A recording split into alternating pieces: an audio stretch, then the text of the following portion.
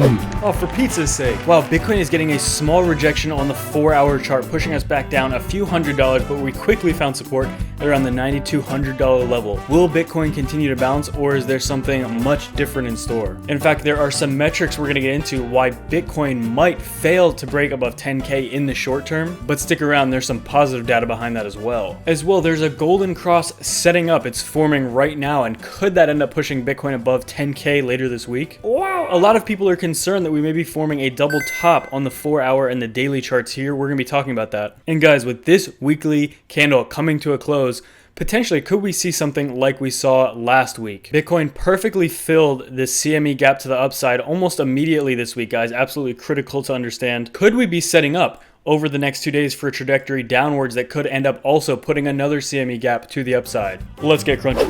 Wow, what's going on, my little crunchers? Welcome back to another exciting episode of Bitcoin. Today we have a lot to get into. It is Friday, okay? The weekend is just about to get started. And guys, we all know some crazy stuff tends to happen on the weekends.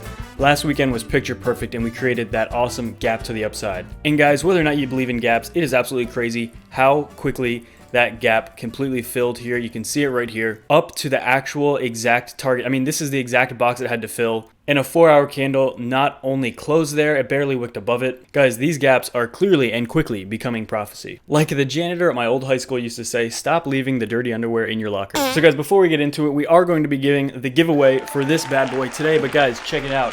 Yep, that's right. We got quite a shipment of these new ledgers. Definitely very cool. We're going to be ordering a few more before this week is over, guys, and make sure you do as well. 50% off each and every single ledger if you order within the next 2 days. Enter the code We Are The Bull Run. You get 50% off, guys. Now that is a steal. Link is in the description and pinned to the comments. Very cool. So we will be giving that away, but guys, as you can see, we clearly have a lot more of these bad boys.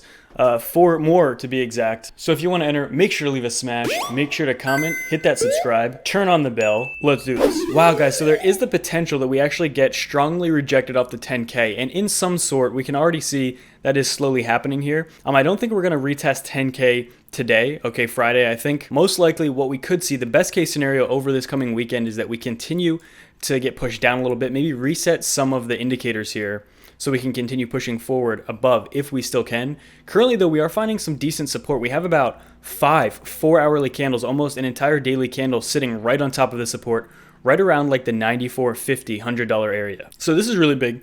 And I've also actually seen some people speculating that on our long-term chart here, you can see it here, they were actually slightly above this, and they're stating that we're actually above it, and because of that, we're finding support there. And again, that could very likely be the case. I think this 2.5-year resistance line is very much up for interpretation in terms of where exactly we are. The point of it, though, is that this entire area is incredibly hard to break above. Really, that's the key. The key takeaway from this is that that's like overall, it's just a really gooey, muddy, hard place that Bitcoin has had trouble breaking above this entire line. So guys, whether or not it's above it or below it, I think it is important to note that. But more importantly, it's just more important to note that every time we come up to around this line, we're unable to go much higher. Now, on the flip side, if we are on top of it now, which I have it drawn of us being slightly below it, if we are on top of it now, if we're testing it for support right now, that could be good. But overall, I think if we're going to get a real retest, I think we'll need a substantial break up to at least 11K. And I think we'll see a lot of volume come in here on the daily for sure. We already see it kind of increasing a little bit, which is pretty cool to see.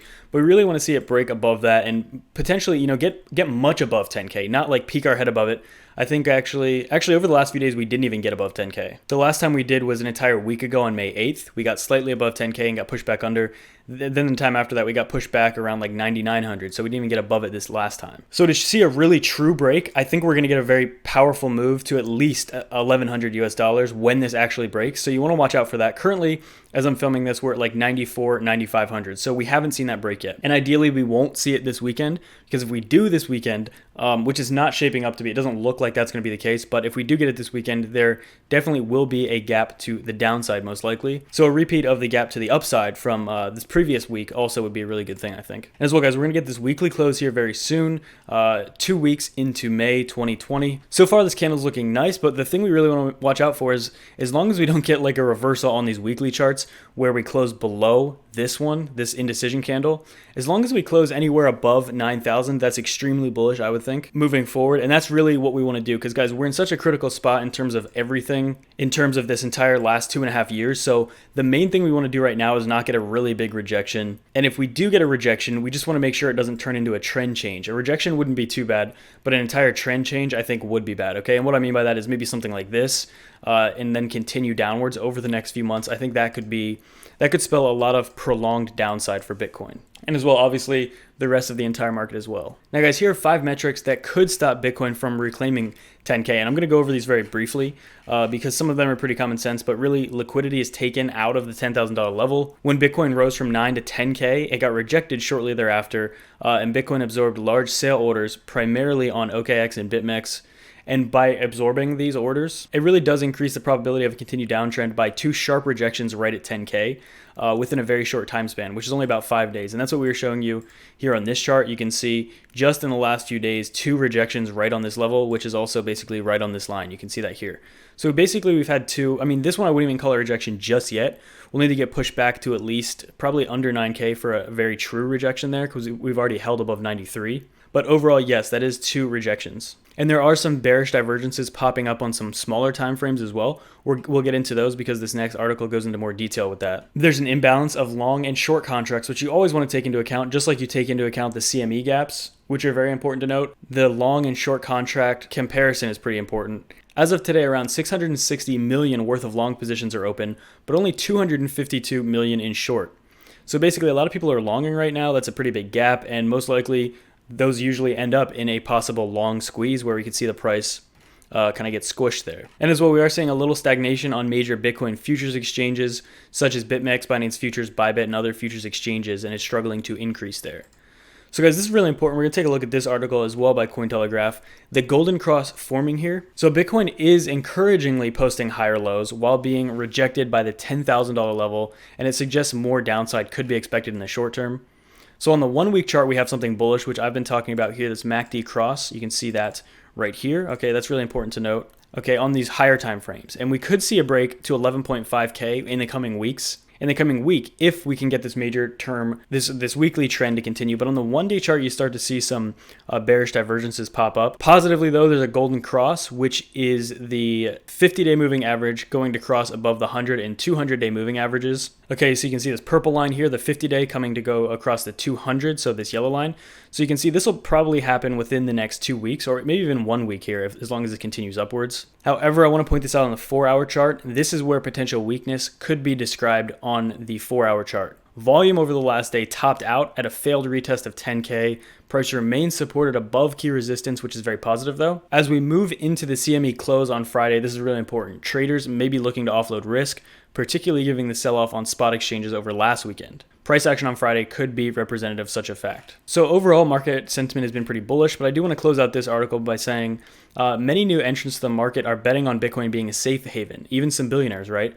Over which remains some debate. The next 2 weeks and the close of May will prove pivotal for the market, which see the bulls and bears continue to battle over the 100K level, with 9,300 being a critical level for the bulls to break. Bears have previously enjoyed shorting positions on Bitcoin from around the 10K level, which in the past will most likely be looking to put prices back to, at the very worst case, what we talk about, the high $6,000 range over the next month if things get very bearish. Okay, we've been talking about a significant drop potentially being the case. One final drop most likely would have to hold in the mid to high $6,000 range. Bulls would have to pretty much hold some daily candles above 8K though. We could wick down to the 6K level, but we wouldn't want to stay there. We'd want to wick down and then close the candles above that. And capitulation on the bear side here could see Bitcoin press above 11.5K very quickly. If Bitcoin is able to break above that 10K level, then obviously 11K all the way up here could be a very nice breakout target for this massive trend. We can zoom out, and again, we can show you kind of what that would look like over the past 2.5 years. A very significant break, it would be something like this, guys. We'd want to see a break like that. Now, that's why I talked about in the beginning of the video about this not being significant, whether it's on the bottom or the top.